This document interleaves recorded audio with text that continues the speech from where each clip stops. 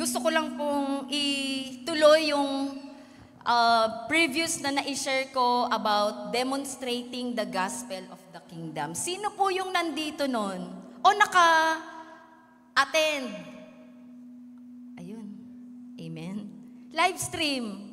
Alam ko kasi umuulan nun pero marami naman. So, I believe na ito po ay mensahe ng Diyos sa atin. And every time na tayo po ay nakakapakinig ng mga mensahe, isa-isip po natin, it's instruction from heaven. Mga instructions po ito na kinakailangan at hinihintay ho ng Diyos ang ating pagtugon. Okay? Demonstrating the gospel of the kingdom. Doon po sa patuloy na sinishare po sa atin ni Pastor Wilbert about kingdom message. So dito rin po ako pinakinggan, patuloy na hinihima yung mga mensahe. At alam ko bawat isa sa atin, ito po yung kailangan po natin. Mga mensahe about kingdom message. Bakit natin kailangan ang kingdom message? Okay, sabi dyan, and this gospel of the kingdom will be preached in the whole world as a testimony to all nations, and then the end will come. Okay? And this gospel of the kingdom will be preached into the whole world as a testimony to all nations, and then the end will come. Alam po natin na merong end, di ba? End of the world, darating yung katapusan ng mundo. At tingnan niyo po itong scripture na to, and this gospel of the kingdom will be preached as a testimony and to the whole nation, and then the end will come. Hindi niya sinabing, and the preaching of born again will be preached. Di ba? Hindi sinabing, salvation will be preached into the whole world as a testimony, then the end will. Hindi po yun, di ba? Hindi salvation, hindi being born again, but, and this gospel of the, dito po kasi naglaro yung isip ko, and this gospel of the kingdom will be preached into the whole world as a testimony, and then the end will come. Napansin niyo po ba yun? Kailangan tong maibahagi, and then the end will come. Kaya kung noon, sabi ko nga nung unang preach ko, kung noon naririnig ko na malapit na talagang bumalik si Lord, di lalo na ngayon, di ba? At lalong na ipapalaganap yung kingdom message, the gospel of the kingdom. Ready na po ba kayo? Amen? Walang matutulog Hallelujah. Okay, this is number one. Sabi ko, this is our first assignment. This gospel of the kingdom will be preached. Kaya alam nyo, we are blessed. Ang ating church, ang ating tribo, the SCB tribe are blessed kasi dito po tayo nililid ng ating source, which is Pastor Wilbert, for kingdom message.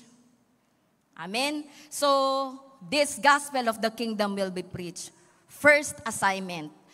Ang second assignment po natin, okay. What is the gospel? Na-share na po ito last na pagsasalita ko. Ano yung gospel of the kingdom? Ano yung gospel? The good news. Diba? The good news. It is the good news that men will not be lost forever. And that is the good news. Hindi tayo sabi dito, lost forever. Through the kingdom, he will be restored back in the right relationship with God. Mare-restore daw yung ating relationship. Dati, ikaw ay pasaway. Dati, ikaw ay nagrebelde. Through the kingdom, he will be restored back in right relationship with God.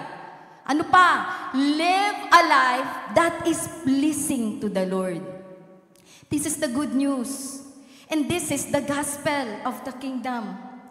Sabi doon, we will live a life that is pleasing to the Lord and fulfill the purpose why man was created.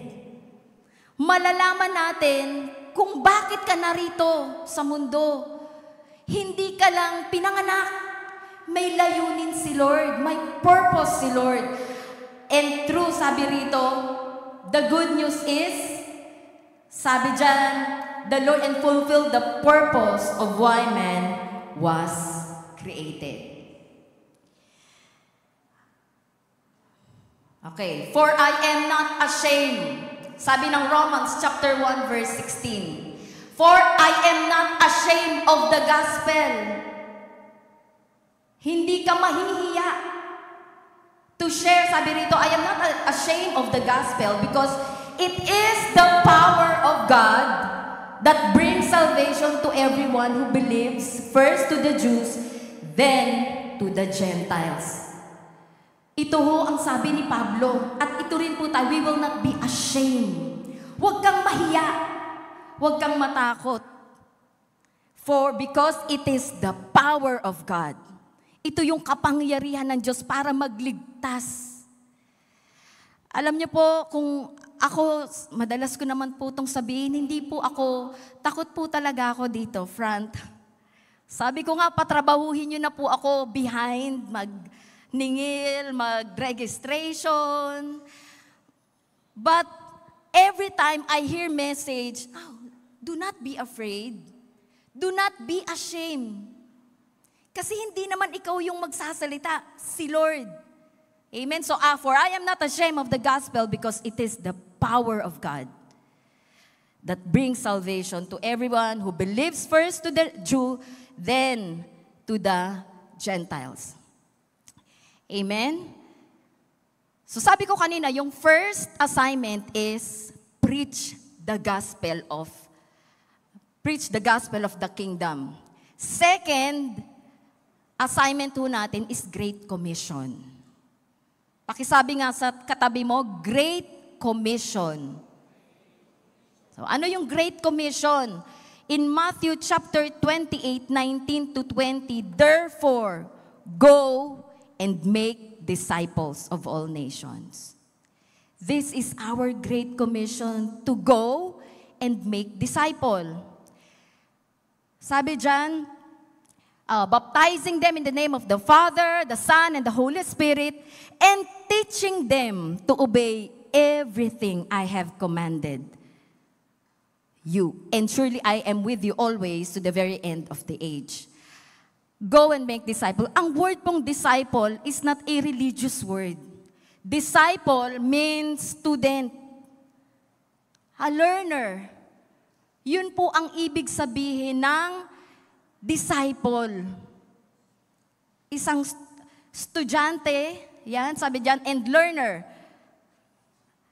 Sabi diyan, therefore go and make disciple of all nations. Gawin yung disipulo ko. Bakit? Sabi dito, and teaching them, para turuan sila na gawin lahat ng command ni Lord. And this is, kaya ginagawa po natin yung discipleship. Kaya nga, very timely, alam niyo, we are on the right track. Kasi yung dalawang assignment na to, ito po yung gusto natin na maranasan, to preach the gospel of salvation and to do the Great Commission, which is to make disciple. Last Sunday, binigyan ng diin to ni Pastor Wilbert, di ba? About our one-to-one discipleship. Alam nyo, kaya isa ho sa talagang gustong-gusto po namin as leadership po ng church, as area pastors, na lahat po talaga ay mag-undergo ng one-to-one discipleship, small group. Why? Because it is our assignment.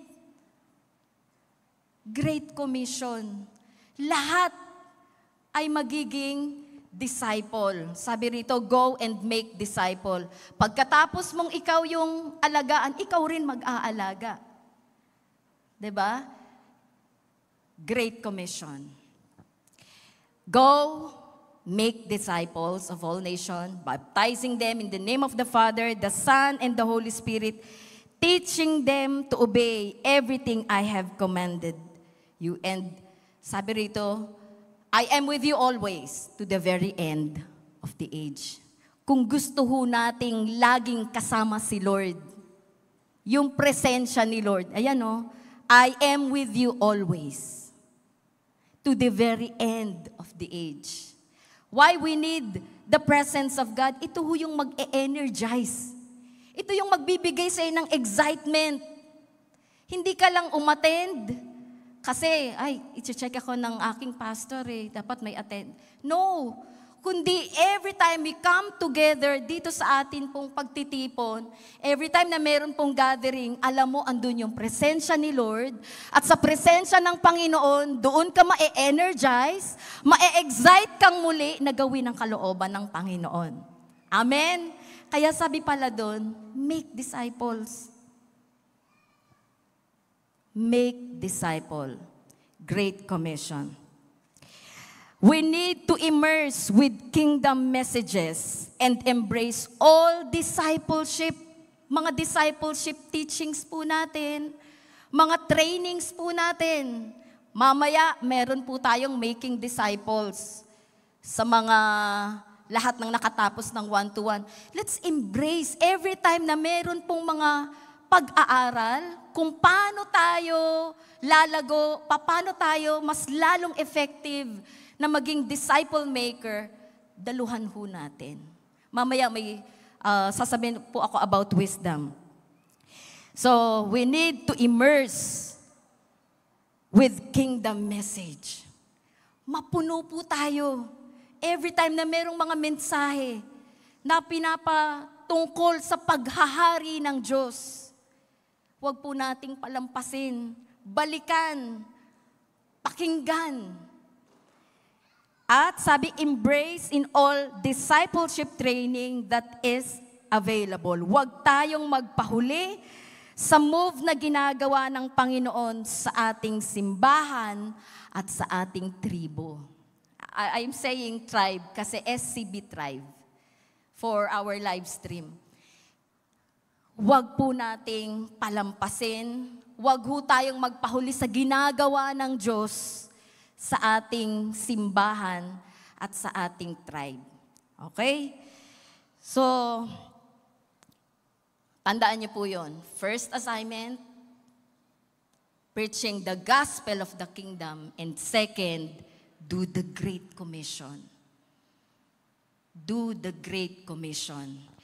Para po sa mga bago, I believe, mas maganda po na patuloy na ang mga salita po ng Diyos na ito ay patuloy ho nating mapakinggan at lalo na dun sa mga matatagal na, old and new member. This is the word of the Lord today and I believe the Lord will speak to you. Mangungusap po ang Panginoon kaya every time, just say yes, yes Lord, amen, it's my portion. Yun po kasi yung impartation. When you say yes and amen, hindi ka lang parang lawyer, but yes. Hallelujah. Darating ang time, iingay uli ang church that will say, yes, Lord, yes to your will, yes to your purpose. Amen? Palakpakan po natin si Lord. Hallelujah. Okay, so, as a start po ng, nakita po natin, di ba, preaching the gospel of the kingdom and Great Commission, napakalaki po kasi ng trabaho ng simbahan. Napakalaki po ng trabaho po ng church. When I say church, tayo po yun. Tayong mga tinubos ng Panginoon. It's not the building, but we are the church of God. We are the temple of God. At napakalaki po ng magiging trabaho for transformation. Okay? Transformation. Pag-usapan po natin yung pagbabago. Transformation. Okay. Transformation means change or transfiguration.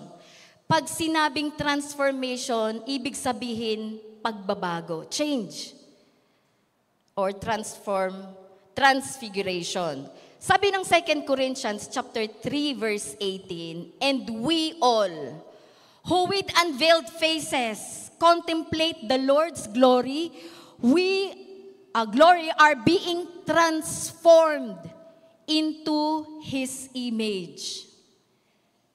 So, sabi dyan, with unveiled faces, contemplate the Lord's glory, we are being transformed into the image of His Son.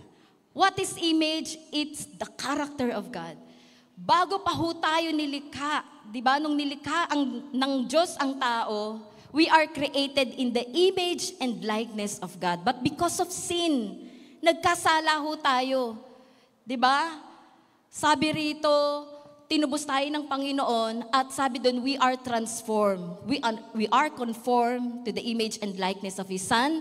Sabi ng 2 Corinthians 3:18, we are transformed into His image with ever-increasing glory which comes from the Lord who is the Spirit. Okay. Matthew chapter 13 verse 33. Magbibigay lang po muna ako ng mga scripture. Another parable, alam niyo si Jesus, every time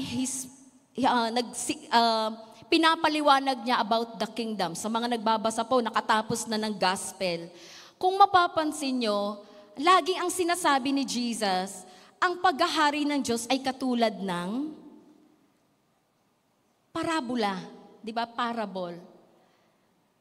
Laging parable. Ang paghahari ng Diyos ay katulad nito, ang paghahari ng Diyos. The kingdom of heaven is like.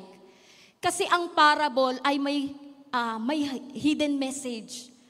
At kinakailangan po itong alamin. Okay? Kinakailangang malaman mismo nung nakikinig. Hidden message. Sabi, another parable He spoke to them, the kingdom of heaven is like leaven, which a woman took and hid in 3 measures of meal till it was all leavened. Tagalugin po natin. Ang kaharian ng Diyos ay katulad ng pampaalsa na inihalo ng babae sa isang malaking planggana. So ito raw yung paghahari ng Diyos. Katulad ng pampaalsa na inihalo ng babae sa isang malaking planggana ng harina at napaalsa nito ang buong masa ng harina. Ibig sabihin, merong pagbabago from ilang lang yun, di ba? Sa English kasi merong nakalagay na 3 measures of meal. Yan. Maliit lang at nung hinalo ay umalsa. Ibig sabihin, nagkaroon ng change. Okay? Pagbabago. Ano po yung pagbabagong to? First, siguro dito lang po ako, personal transformation. Hindi natin mababago ang bansa, hindi natin mababago ang mundo kung wala pong pagbabago sa atin po personal. Okay? So, nagsisimula ang change sa akin, sa'yo, personal. Personal transformation. Alam niyo po, ang transformation, okay. Ang isang pagbabago, yan, wait lang po. Transformation is always the result of kingdom operating in the life of a person and place. Ang transformation, ang pagbabago, result po ito kung paano ang paghahari ng Diyos ay nabubuhay o nagaganap sa buhay ng isang tao at ng isang lugar. Yun po yung tinatawag na kingdom transformation. So, ibig sabihin, kung ang Diyos ay naghahari, pinaghaharian ka ng Diyos, hindi pwedeng walang change, walang transformation. Amen? Merong pagbabago sa sarili mo at sa lugar na kung saan nandoon ka. And that is called kingdom transformation. Tingnan po natin, hinimay ko po kasi as I study, nakikinig ng mga messages, Ano-ano ba yung mga dapat na pagbabago na dapat hong mangyari sa atin? Kung pinaghaharian tayo ng Diyos, may pagbabago. So ano-ano po ito? First is mindset. Yan, yung mind po natin. Do not conform to the pattern of this world, but be transformed by the renewing of your mind. I share na po ito sa inyo previous, pero gusto ko lang pong balikan. Yung mindset. Hanggat hindi po ito nare-renew, hindi nababago, wala pong change na mangyayari. Kasi sarado yung isip mo eh. Kaya kinakailangang basagin yung mga kaisipan na hindi kalooban ng Panginoon. Kaya nga, renewing of mind. At nagsisimula po yun sa isip. Yan, di ba? Sa isip. Yung personal transformation, it's mind. Mindset. Katulad lang po nito, halimbawa, ako po yung nagsasalita. Pero kung sarado po yung isip nyo, nakikipag-ispadahan kayo sa akin. Ano na yan, isipas. Kumbaga, hindi mo tinatanggap. Yun yung ibig sabihin. Kaya kinakailangan mabasag. Sino man po ang nagsasalita, sino man yung nag-share.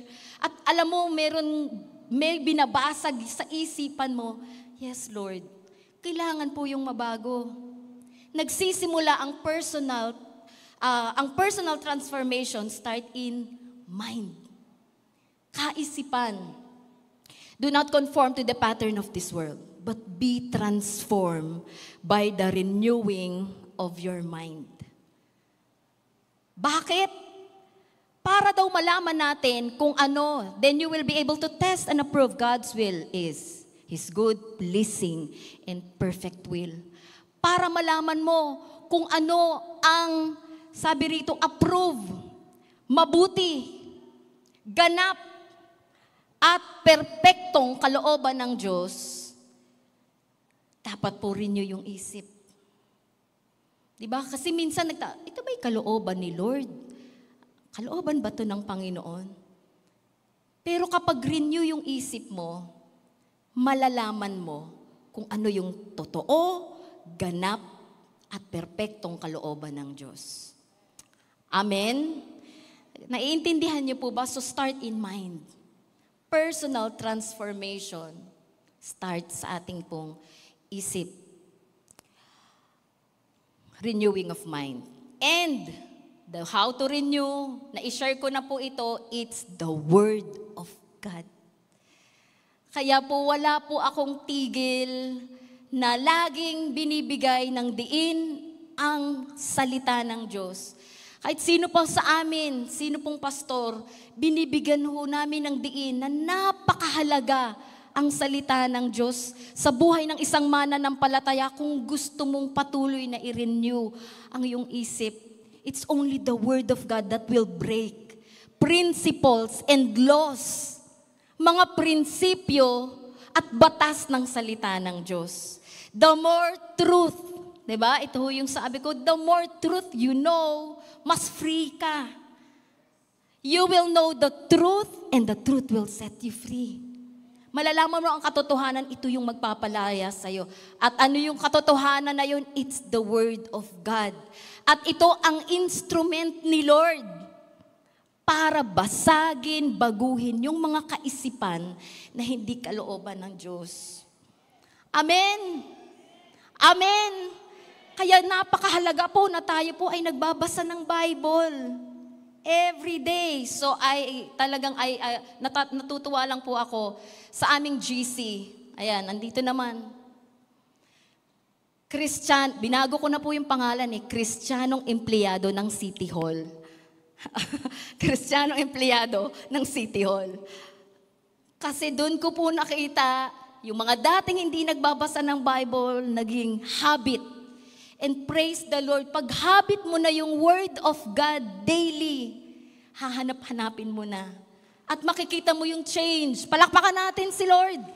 So napakahalaga po ng salita ng Diyos dahil ito ang instrumento ng Panginoon para i-renew po yung ating isip. Pangalawa, ano yung pagbabago? It's your attitude or old self. Okay? Sabi ko nga, malaki ang mission. Church mission is transformation. Napakalaki po ng magiging trabaho natin at magsisimula ang pagbabago sa atin. Anong babaguhin? Mindset, attitude, or old self. Kasi sabi po ng Bible, therefore, 2 Corinthians 5:17, therefore, if anyone is in Christ, he is a new creation.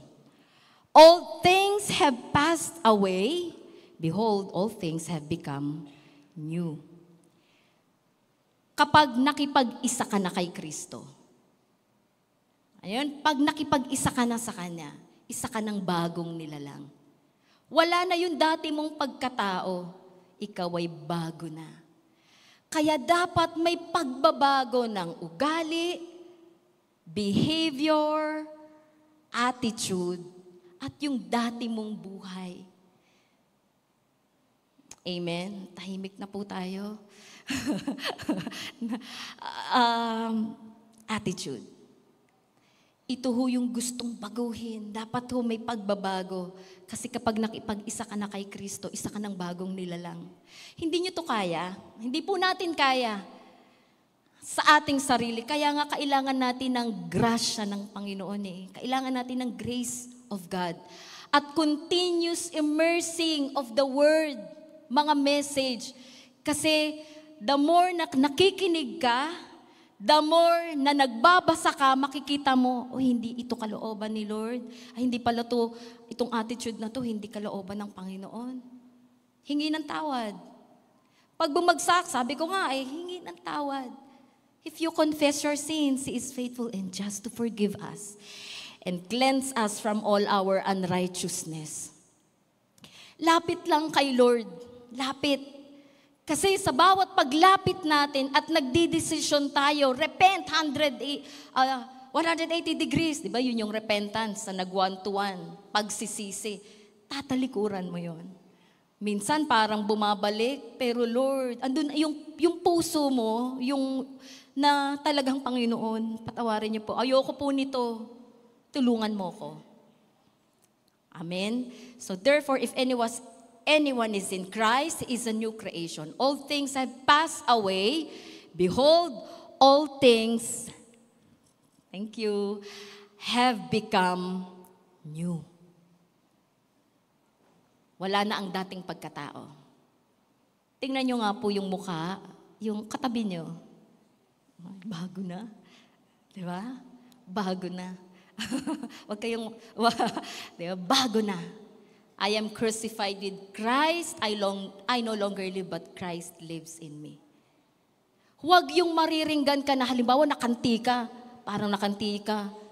Naku, babalik na naman yung dati ko. Yung dati ko. No. Dapat ho hindi ganon. Yung bang halimbawa, di ba parang medyo nakanti ka, tapos ang sagot, babalik na naman yung dati kong pagkatao eh. Hindi po dapat ganon. Repent. Di ba? Kasi sabi doon, if anyone is in Christ, you are a new creation. Old has gone, new has come. Ulit-ulitin nyo lang po yan, Panginoon. Nakipag-isa na ako sa'yo. Wala na yung dating pagkatao ko. Ako'y kasama ng napako si Kristo, hindi na ako ang nabubuhay, kundi ikaw na. Just mention, alam nyo, there is power sa confession eh. Yung tongue natin, life and death is in the power of tongue. Alam nyo po ba, buhay at kamatayan nandun sa tongue natin. Kaya kung ano yung kino-confess mo, yun yung mangyayari sa'yo. Kaya halimbawa, umaga, ano ba namang buhay, ano ba namang araw to? Parang yun talaga mangyayari sa'yo. Pero pag sinabi mong, Panginoon, this is a beautiful day, Lord, ito'y araw na ginawa mo, I will rejoice and be glad in it. Start to magsalita ka ng mga scriptures na, Lord, ito ang araw na to.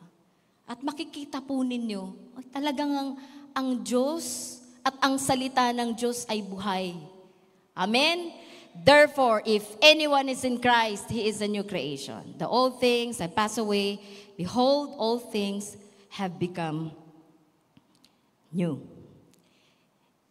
Yeah, ito po yung sinabi ko kanina. And we all who with unveiled faces contemplate the Lord's glory and being transformed.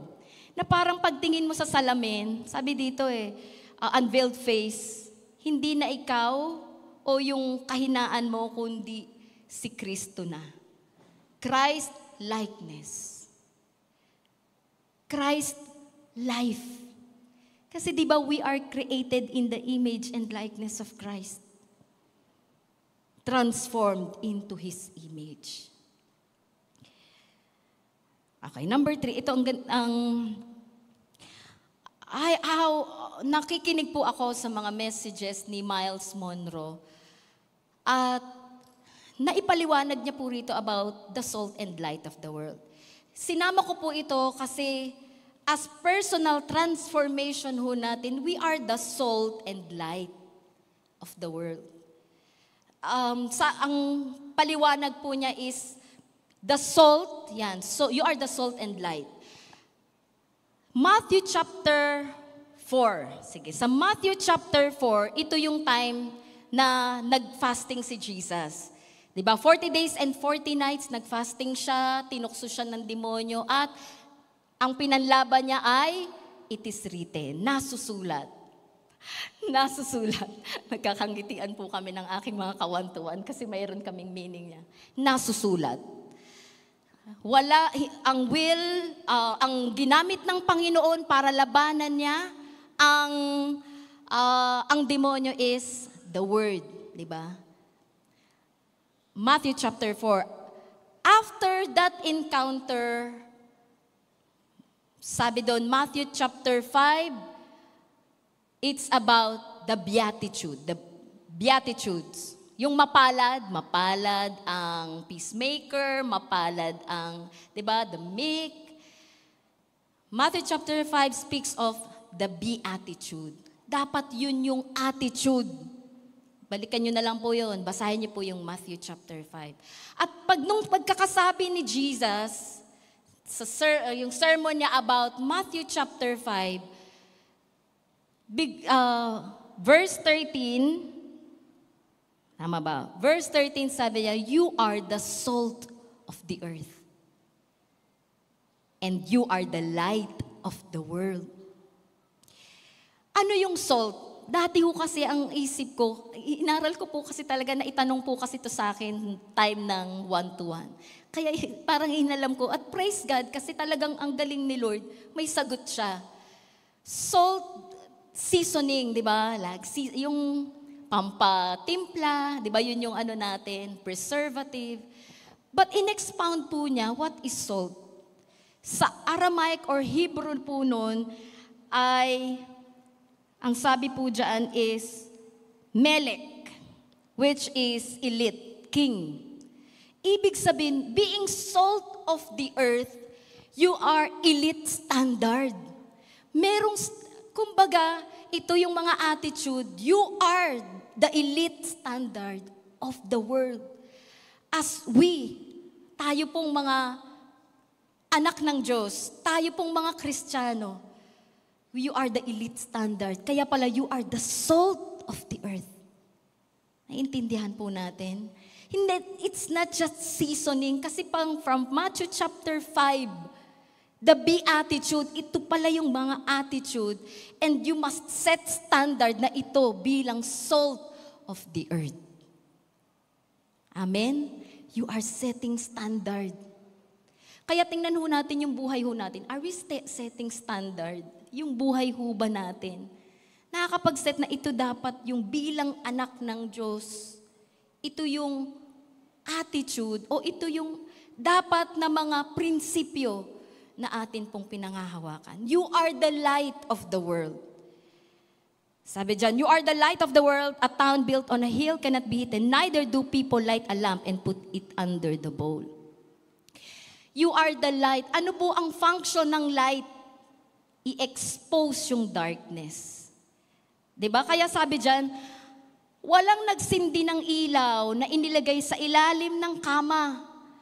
Ang ginagawa ng ilaw, di ba, nasa ibabaw para maliwanagan ang buong kabahayan. Kung madilim yung bahay, pag binuksan mo yung ilaw, na-expose kung ano yung laman ng bahay. Light, yun po yung function. And you are the light of the world. Amen? You are the salt and light of the world. Ito ho ang tingin at dapat ho na ginagawa ho natin. Kaya kahit saan po tayong lugar, especially ako, ito po ang lagi kong sa mga marketplace people, mga nagtratrabaho, you are the salt. Actually, lahat. Business. You are the salt and light of the world. You set an elite standard. You expose darkness. Yun ang trabaho ng light. Di ba? Magbigay ng liwanag. Okay. So, attitude. At influence to others by being the salt and light of the world. Personal transformation. Tingnan ho natin ngayon. Tayo ba ay nagiging asin at ilaw sa mundo na atin pong ginagalawan? Tayo ba ay, ikaw ba'y salt and light sa trabaho na pinapasukan mo? Sa business mo? Sa school? Influence to others by being salt and light of the world. Tahimik na po ulit tayo. Hallelujah.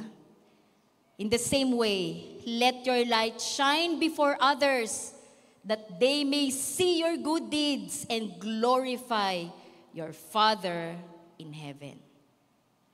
Okay, personal transformation. First is mindset. Pangalawa, attitude.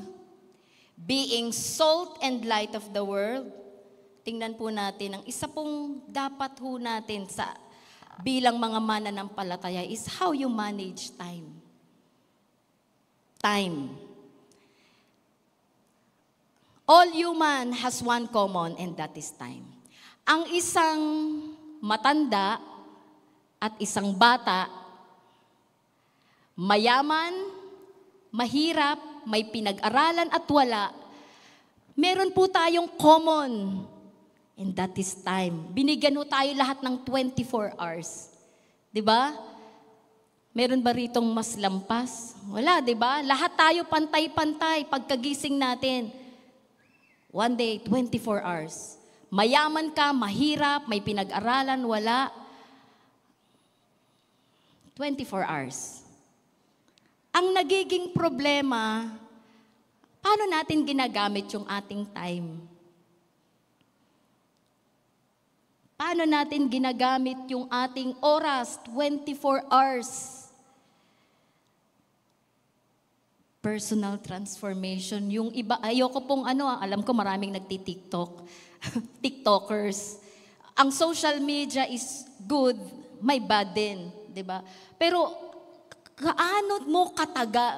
Kumbaga, ang tagal mo sa social media, Facebook, ilang oras ka ando doon? Diba?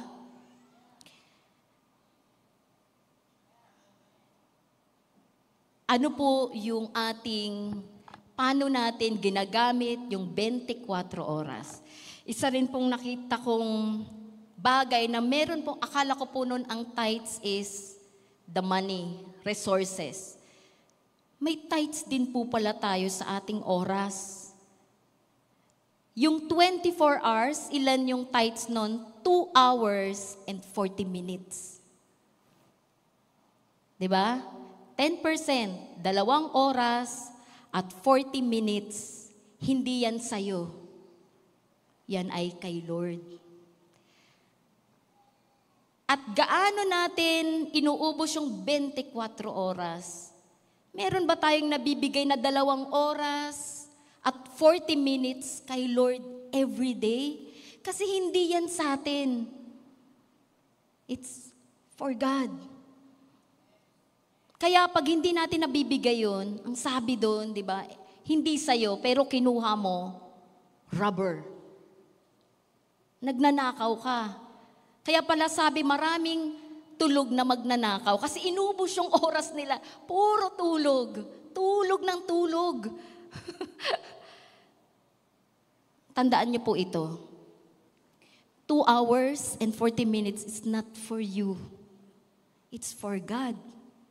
Kaya alam niyo ho, napakaganda po na pagkakataong ito, we have Bible reading.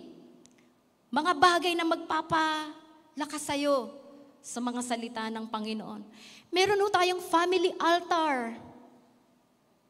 Ayan, gusto ko tong bigyan po ng... Meron po tayong family altar every night. Hindi na po tayo nagtawag ng prayer meeting, di ba? Mapapansin nyo, nagtawag po ba kami ng prayer meeting sa area? Wala, di ba? Kasi, ang sabi namin, o ang mandate po sa atin, every family prays together. The family that prays together stays stronger. Stay stronger. Lalong lumalakas ang sama-samang pananalangin ng bawat pamilya. So, we have family altar. So, iyon pwedeng part of that 2 hours and 40 minutes. May Bible reading, morning. May one-to-one. Hindi po dapat nauubusan na pwede nating maibigay ang oras pong yun para sa Diyos. Kasi hindi po yun sa'yo. Ilan na lang po yung nag-yes. Amen? Amen. So we have more for, ang point po kasi dito, that 2 hours and 40 minutes is hindi po sa atin. It's for Him. Kay Lord yun. Kaya lahat ng bagay na actually, everything is for Him. Lahat naman. Kaya lang nagbigay lang si Lord ng specific na percent, 10% resources and time. Yung panahon po natin. So, let's start. Personal transformation. Evaluate po natin. Am I giving 2 hours and 40 minutes daily kay Lord? O inubos mo na lang sa ML? Inubos mo na lang sa panunood ng napakarami? Kasi, ang dami sa Netflix. O inubos mo na lang sa Facebook, Instagram, social media. Nawa po, wag niyo po itong kakalimutan tong mensaheng ito. Na magkakaroon ho tayo ng desisyon na, Lord, I will give yung aking time. Hindi ko ito nanakawin kasi sa'yo to. Amen? Kay Lord to. 2 hours and 40 minutes. Mas maganda nga, ano pa kasi, we cannot outgive God. Diba? The more na binibigay natin, everything for Him, mas yung balik. May lang, natandaan lang po ako. May sabi po sa Bible, the measure you measure, it will be measured back to you. Ano man yung panukat na ginamit mo, ibabalik po ito. Yung panukat din na ibinigay sa'yo. I remember, nag-share po kasi ako dito before prayer, before praise and worship. Kung 3 araw, okay, 3 araw, walang tubig, natandaan niyo po yun, yung sinample ko, 3 araw walang tubig. At biglang nag-announce si Mayor, may tubig na parating. Anong bitbit mo? Timba? Tabo? Hindi, di ba? Pag 3 araw na walang tubig, ang bit-bit mo, drum. Di ba? Kasi grabe yung pananabik mo sa tubig. Same, in the Spirit, whatever you measure, it will be measured back to you. Kung ano yung klase ng uhaw mo sa Diyos, yun din yung ibabalik ng Panginoon. We cannot outgive God. Hindi po natin pwedeng malamangan si Lord. Hindi pwedeng, ito yung bigay mo. Si Lord po siya po ang may-ari ng lahat ng bagay. At kung ano po yung klase ng pagsamba na atin pong ibinibigay, uhaw sa presensya niya, yun din ang kanyang ibabalik po sa atin. Naalala ko lang po yun. Palakpakan po natin si Lord. So, okay, managing your time. Marami pa po ito about time. The key to your future is the successful management of time. Yung ginagawa po natin ngayon, yung ginagawa po natin ngayon, ito po yung susi para dun sa success po natin sa future. Ano yung presente mong ginagawa ngayon? Paano mo minamanage yung time? Kaya hanggat maaari, wag natin, kaya nga redeeming the time. Kung inubos mo to sa mga walang kakwenta-kwentang bagay, may result to sa future mo. Pero sa ngayon pa lang, ikaw ay nag-iimpok ng mga katuruan, nag-a-upgrade ka, nag-aaral ka. Diba? Ano yung ginagawa mo sa kasalukuyan? The key to your future is the successful management of time and change. The key to your future is the successful management of time and change. Gusto ko pong, young people, na pumasok po sa isip ko ang ating mga kabataan. Young people, sa ngayon pa lang, decide. Actually, hindi lang sa young people, all of us.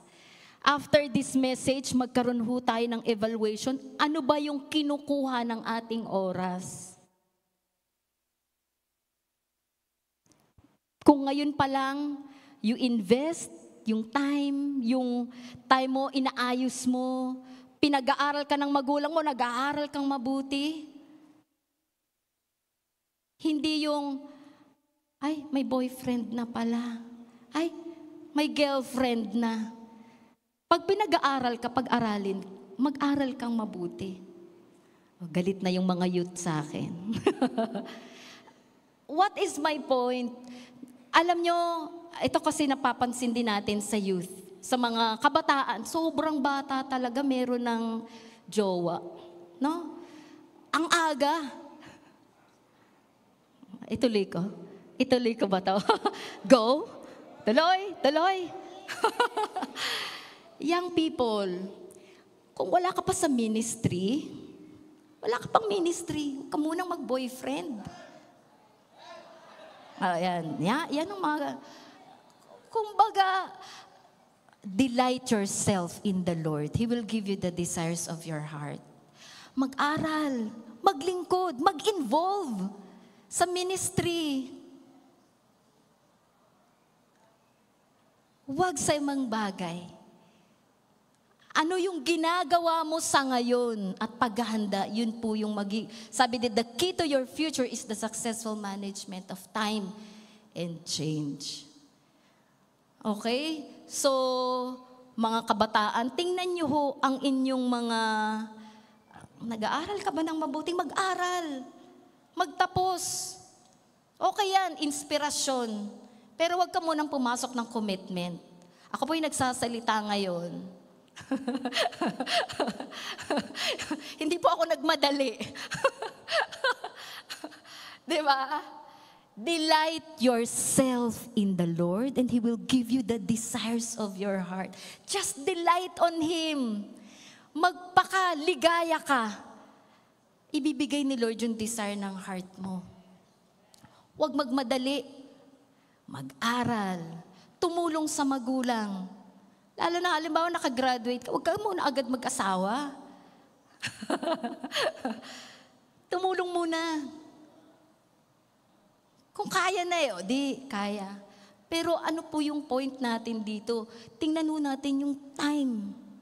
Ano ba yung ginagawa mo sa kasalukuyan? Amen? Amen? At before yung commitment, alam nyo kami ho, nakikipag-usap pa sa mga pastor bago pumasok sa isang relasyon. Hindi yung makikita mo na lang, ay, pinapaalam ko po. Pastora, pinapaalam ko po, kami na pong dalawa. Yung ba nga, hindi eh. Ayan. Parang ayaw nyo na ako. Ayaw nyo na. Naku, yung ibang young people, ang sama na ng tingin sa akin. Pero okay lang. Okay lang. Sasabihin ko yung truth. Why? Para makita ho natin, wala na pong mga lalapit kayo sa pastor nyo, lalapit kayo sa pastora nyo, iiyak-iyak kayo, pastora. Nagkahiwalay po kami. Hindi ka nga nagpaalam eh. Diba? Nalaman na lang namin sa Facebook, in a relationship. Yan, ako yun na. O yun, lalakas na ng loob niya. The key to your future is the successful management of time. So I am sa mga young people, involve yourself. How to delight. Sabi doon, delight yourself in the Lord. Magpakaligaya ka sa Panginoon and He will give you the desires of your heart. Mag-aral ng mabuti. Maglingkod, any ministry na pwede. Napakarami po nating pwede kayong mag-involve, just enjoy. Kasi si Lord yung mag-provide, magbibigay. Huwag kang magmadali. Pakisabi mo nga, kung may young people kayong katabi, huwag kang magmadali. Ay, tahimik na rito kasi senior citizen na. Huwag kang madali. The key to your future is the successful management of time. Amen? Ano yung ginagawa mo sa kasalukuyan? Ano ang mas ginugugol ng iyong panahon at oras? Yun po yung magdidictate ng iyong future. Kaya, the more na ikaw ay nagbabasa ng mga, di ba, depende po kasi tayo eh. Sa mga nag-aaral, aral. Sa mga lingkod ng Diyos, mag-upgrade. Di ba? Makinig, magbasa. Dumalo ng mga mag-i-improve ang iyong buhay. Lalo na sa ating paglilingkod sa Panginoon. Managing your time. Sabi ko nga, all, common yun, 24 hours. Nag-iiba-iba sa paraan at paano natin ginagamit yung ating oras. And, tandaan po natin, ang 2 oras at 40 minutos araw-araw, hindi po yan sa'yo. Kay Lord. Amen? Kaya mag-iisip ka, paano ko ba maibibigay yung 2 oras at 40 minutos sa Panginoon? Uy, malapit na. Sige, para Okay. So, ito po, napakagandang when I am hearing sa Agent of Transformation, nung in-explain po ni Pastor about pursue wisdom. Pursue wisdom. Kailangan po natin ng yung karunungan at kaalaman ng Panginoon.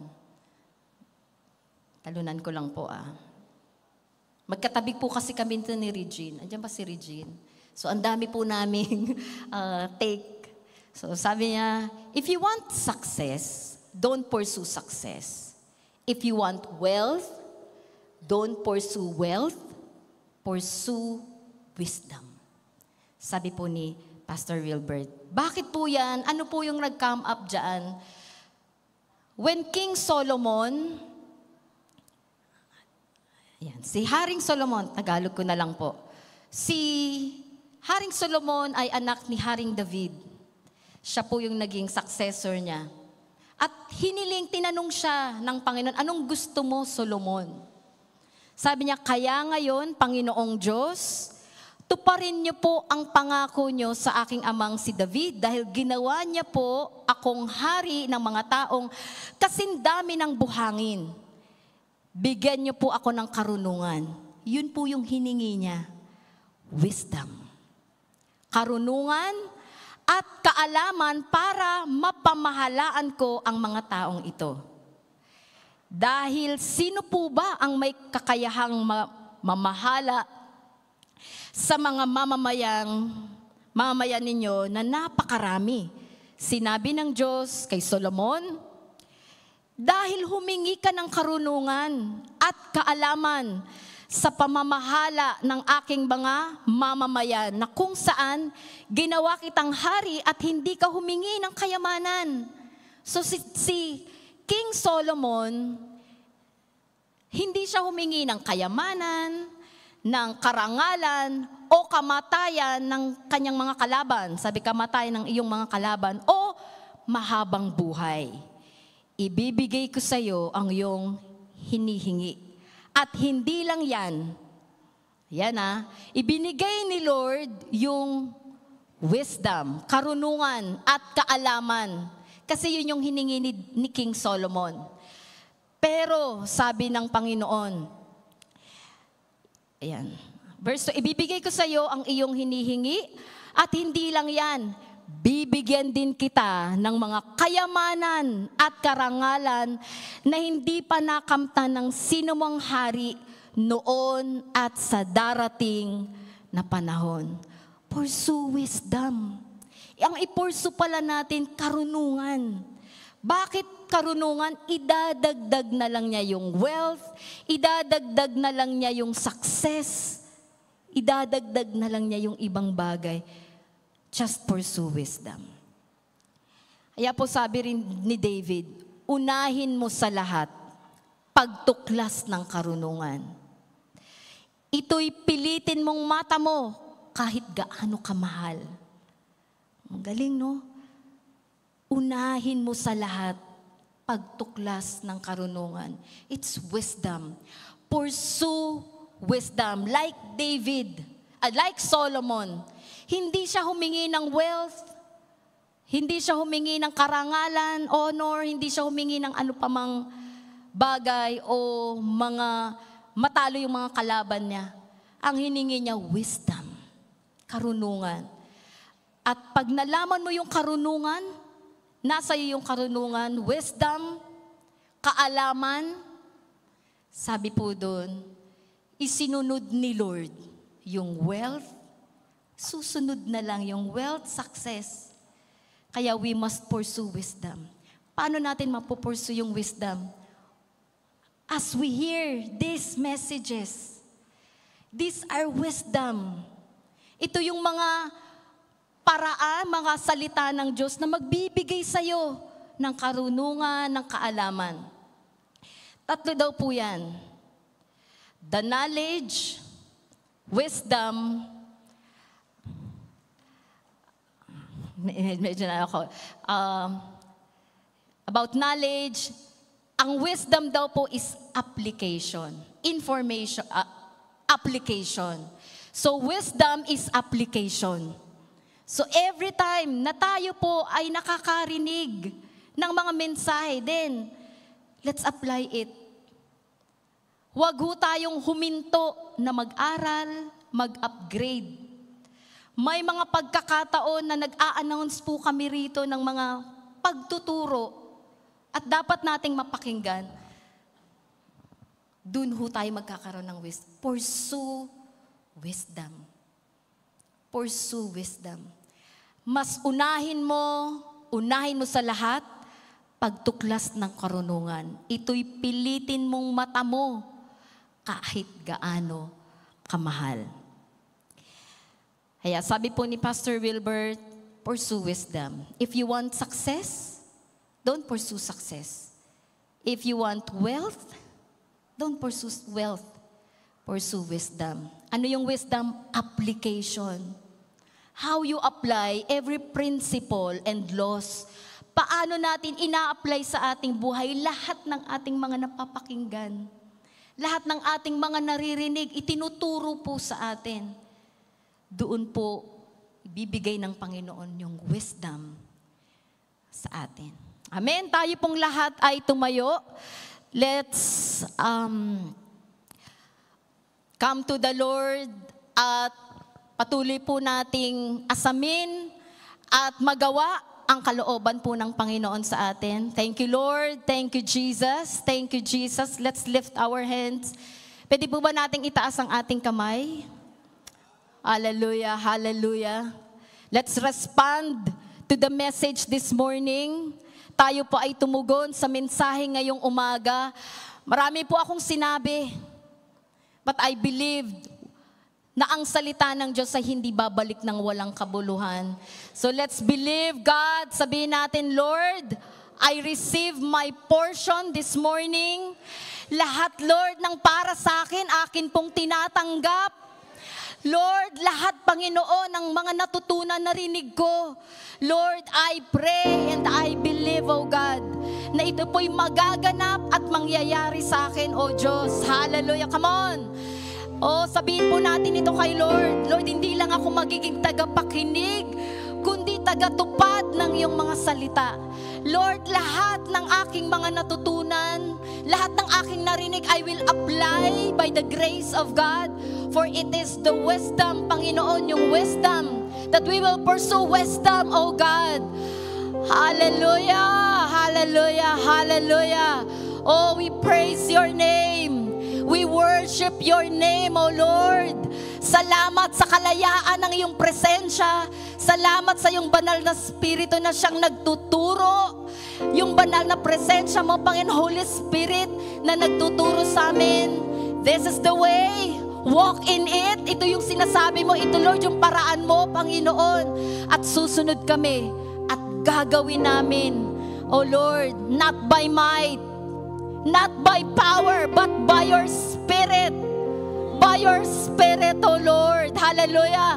Hindi namin kaya, Panginoon, ang magbago ang aming buhay.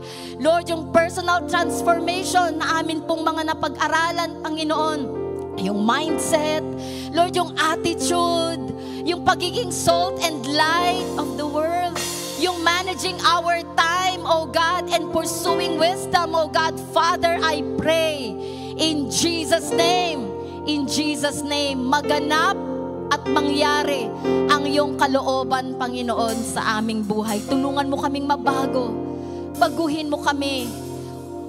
Lord, hindi namin kayang baguhin ang mundo. Hindi namin kayang baguhin ang aming komunidad, ang aming pamilya, kung hindi magsisimula sa amin ang pagbabago. Kaya, oh God, we pray that this transformation will take place, Lord, sa buhay ng iyong mga anak.